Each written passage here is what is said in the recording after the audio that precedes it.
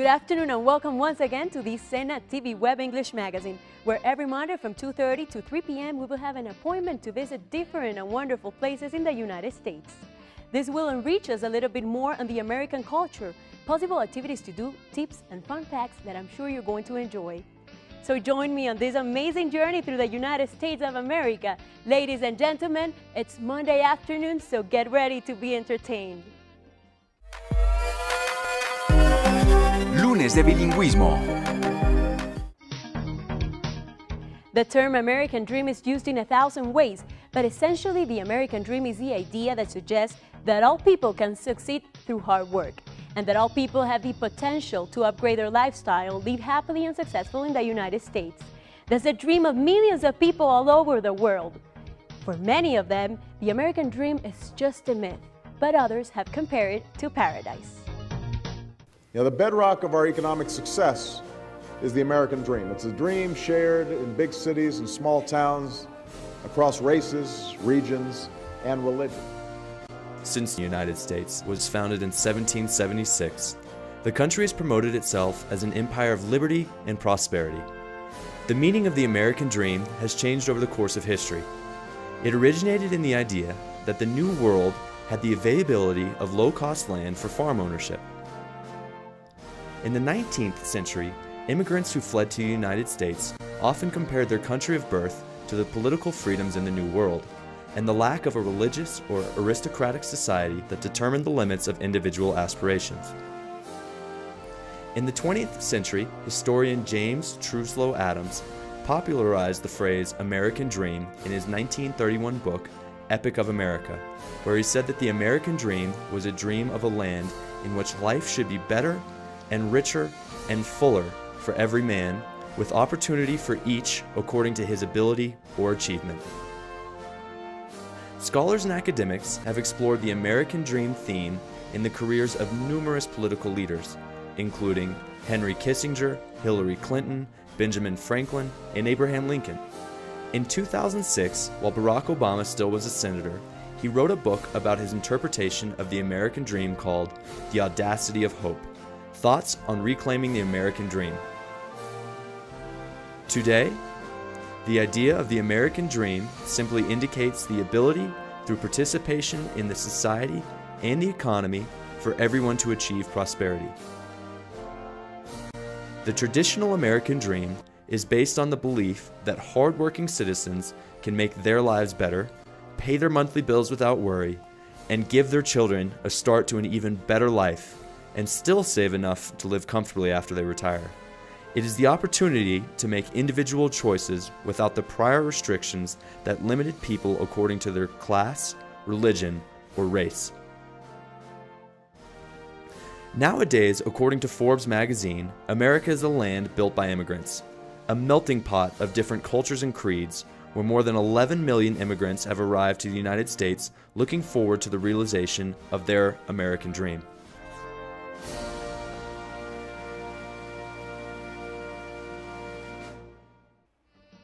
He is an American business magnate, investor, philanthropist, author, and former CEO and current chairman of Microsoft, the software company he founded with Paul Allen. He is ranked among the world's wealthiest people and has been for the last 18 years ranked #1 of Forbes' list of the richest Americans. Let's take a look into the life of this American who changed the way we work, communicate, and even live, Bill Gates. I want to thank Harvard for this honor. I'll be changing my job next year, and it will be nice to finally have a college degree on my resume.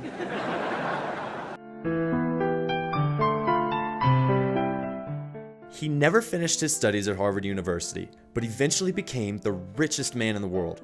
He dropped out of Harvard when he was a junior, a little over 1 year short of graduating. It was not until 30 years later that he received an honorary degree from Harvard. Computer genius and billionaire William Henry Gates III, known as Bill Gates, was born on October 28, 1955 in Seattle, Washington. He grew up in an upper-middle-class family with two sisters, Christy Ann and Libby, their father, William H. Gates Sr., and their mother, Mary The Gates family atmosphere was warm and close, and all three children were encouraged to be competitive and strive for excellence. As a child, Bill was a dedicated reader. As Bill turned 13, he was a shy, computer-obsessed teenager whose lack of friends concerned his parents. His parents enrolled him in Seattle's Lakeside School, an exclusive preparatory school where he began to show a keen interest in computer programming. At this school, Bill met Paul Allen. Even though they were very different, they quickly became friends, bonding through their love of computers. They spent much of their free time together working on programs. At the age of 15, Bill Gates worked with Paul Allen to develop a computer program that monitored traffic patterns in Seattle, earning them $20,000. Bill and Paul wanted to start their own company, but Bill's parents wanted him to finish school and go on to college where they hoped he would work to become a lawyer. After graduating from high school in 1973, Gates enrolled at Harvard University in the fall.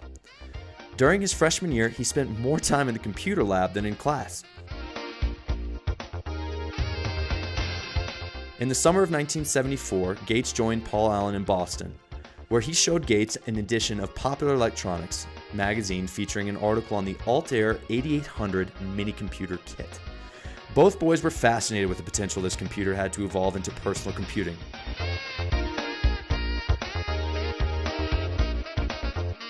The Altair 8800 mini-computer was made by a small company called Micro Instrumentation and Telemetry Systems, or MITS. Gates and Allen soon left Harvard and joined the company after contacting MITS, proclaiming they were working on a software program that would run the Altair. Later, in 1975, Gates and Allen formed a partnership they called Microsoft, a blend of microcomputer and software. And this software went on to change Bill Gates' life forever. In 1980, IBM was looking for software that would operate their upcoming personal computer, or a PC, and approached Microsoft. Despite his very youthful appearance, Gates quickly impressed IBM, convincing them that he and his company could meet their needs.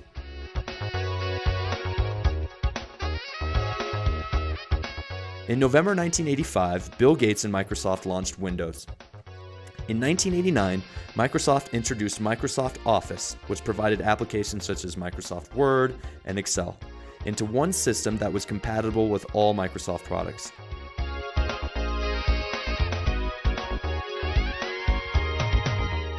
On January 1st, 1994, Gates married Melinda French, a Microsoft executive. They have two daughters, Jennifer Catherine and Phoebe Adele, and one son, Rory John. In addition to being one of the most successful and richest businessmen in the history of the world, Bill Gates has also received numerous awards for his philanthropic work. In 2000, Gates and his wife combined 3 family foundations into one to create the charitable Bill and Melinda Gates Foundation, which is the largest charitable foundation in the world. According to Forbes magazine 2011 edition, Bill Gates is currently the second richest man in the world with an estimated fortune of $59 billion. How did he do it? He had an amazing ability to see much further ahead than his competition and always thought outside the box. His name will forever be written in the books of world history. Bill Gates, after leading the digital revolution, without doubt, transformed an era. We'll be right back after the break with the story of Lina Villamin, a Colombian woman who was eager to share her experience as an English language student in the States and how the fact of being bilingual has helped her in her daily life. Stay tuned. False cognates, or false friends. There are many words that are similar in appearance in English and in Spanish, but sometimes these words that look alike are quite different in meaning. Ya regresamos con TV Web Educativa. ¿Sabías que todos podemos estudiar en el SENA por internet? Es muy fácil, en tan solo 5 pasos. Primero, ingresa a www.senavirtual.edu.co. Segundo, busca en cursos ofertados. Tercero, selecciona el área y curso de tu interés. Cuarto, llena tus datos personales. Quinto, espera la confirmación por correo. Aprovecha, es gratis. Ingresa e inscríbete.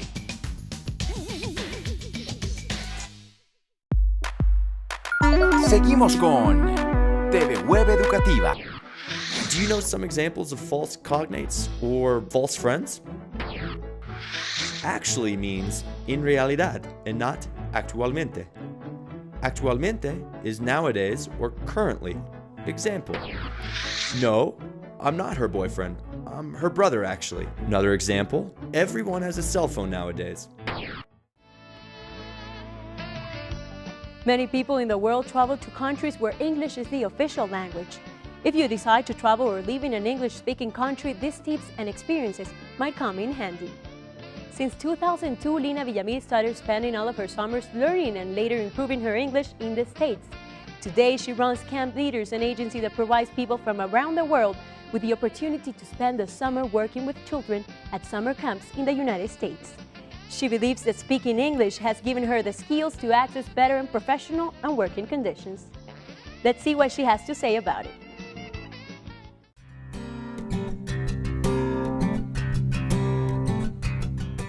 I still make mistakes. I still don't know all the meanings, and if I am in a very formal or important meeting, I don't know all the words I should know to be in that meeting. But I'm in a point where I feel confident, where I can deal with any accent and where I can lead meetings. And I've been in the business in the camp industry for 10 years, so I've been pretty much talking in English every day with my colleagues, my bosses, or people that just co-workers. I've been in the US in total probably 15 times. I need to go at least twice per year. I got graduated from a school without the second language. It was just a random language,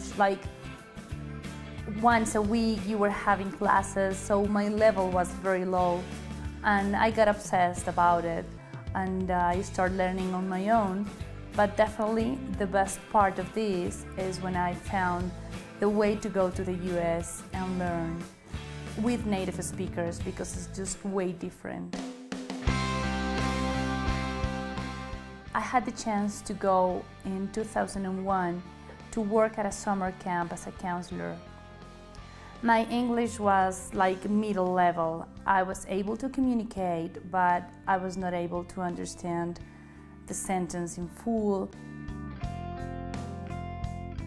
After, I don't know, probably 5 weeks, I was also very confident talking to kids. All the children at camp were able to understand me better than before, and that was amazing. And at that point I understood the importance of being bilingual.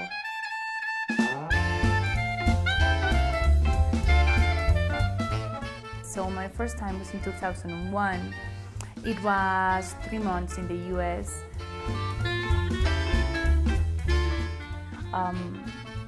There's something very important in this, and I think that's the point when you feel you are fully bilingual.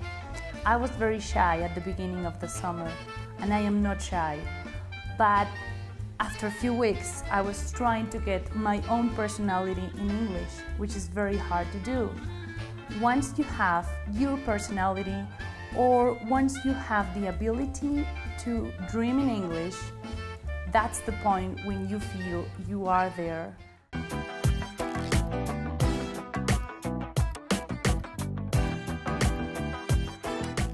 I highly recommend people to learn English.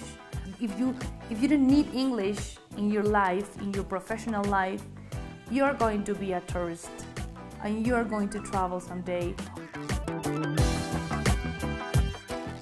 There's something that you are also going to enjoy when you are bilingual. If you go to the movies and you are watching a great movie and you are actually understanding that movie in English, you are going to know that it's way better and probably way funnier than reading the subtitles. There are also a lot of TV shows that when you are reading the translation, you feel they are boring. If you are understanding the program, the TV show in English, you are going to enjoy a great show. old. Just become bilingual in the better way you can. Never stop. Keep learning every day. Push hard. Just keep going and you'll get there. Winter, spring, summer, or fall are not only the lyrics of the song. These are the 4 seasons that affect either the northern or southern hemisphere of the Earth during the year. The United States is located in the northern hemisphere, and for this reason, Americans are used to having seasonal changes and have adapted to them. I invite you to take a short trip through the popular activities you can do during the different seasons in the USA.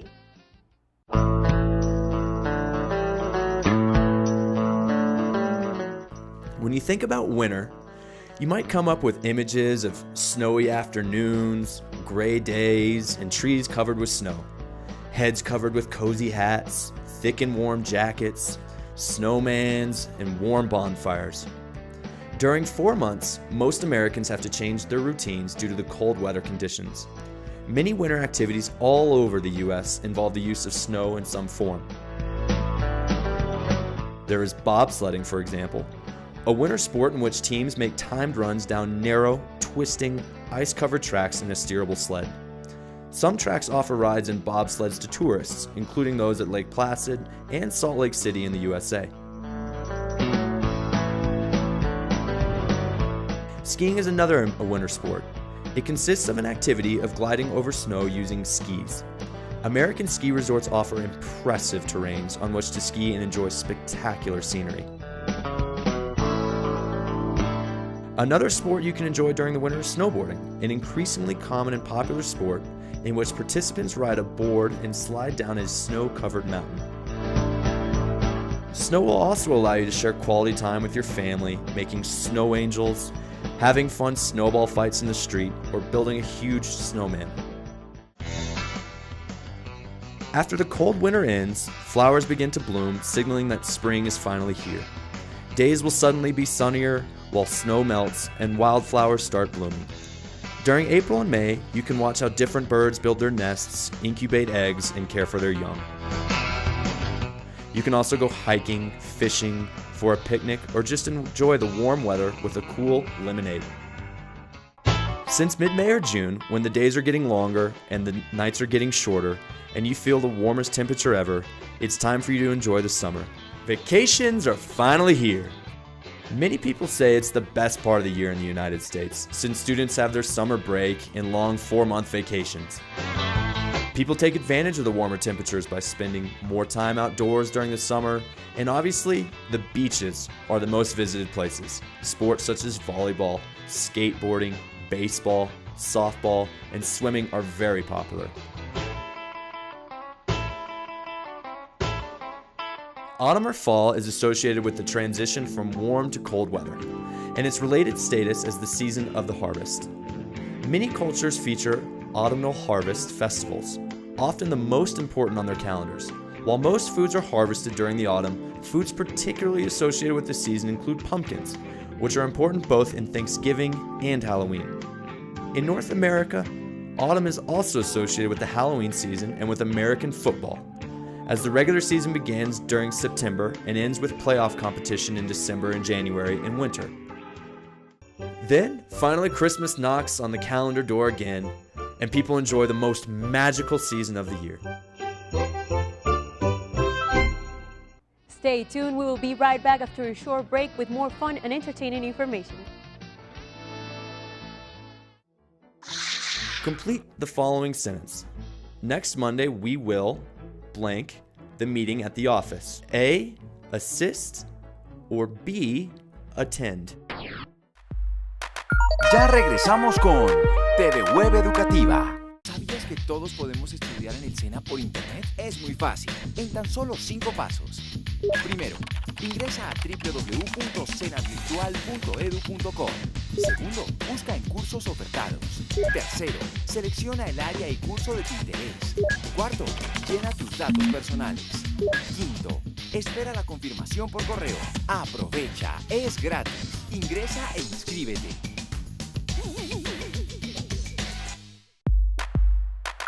Seguimos con TV Web Educativa.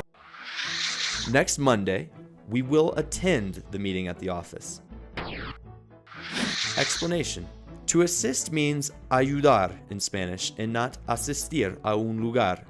The correct verb in English for asistir is to attend.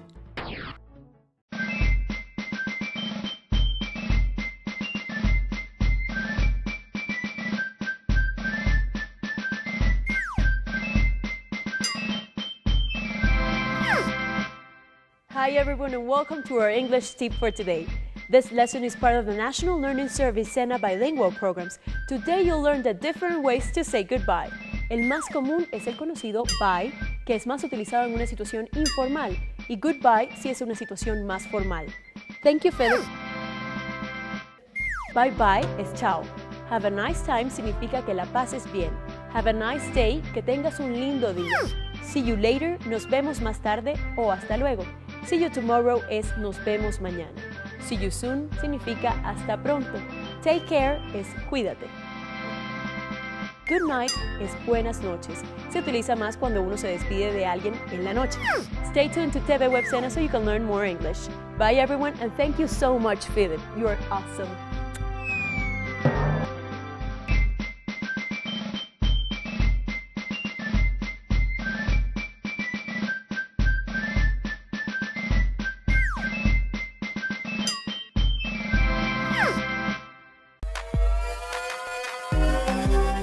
De bilingüismo.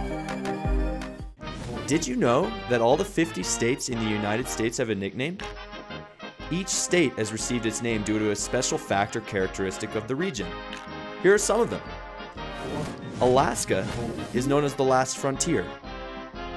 Arizona is commonly known as the Grand Canyon State. California is known as the Golden State. Colorado has received the name of the Centennial State. Connecticut is called the Constitution State.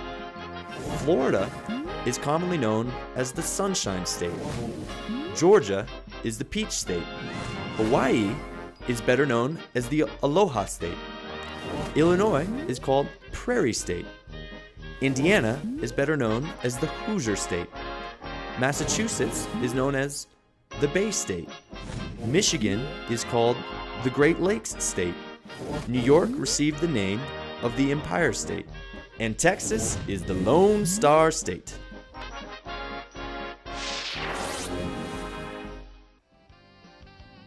Well, we have reached the end of our show and we hope that you will continue to join us in this journey through the American culture. Next week, we will discover the importance of the Thanksgiving Day celebration and we're going to travel to the Grand Canyon in Phoenix, Arizona. We're going to explore Oprah Winfrey's life and share tons of interesting information and trivias with you. So you can visit us at www.senavirtual.edu.co, on Facebook Sena Comunica, and on Twitter at Sena Comunica. See you next Monday and have an excellent week.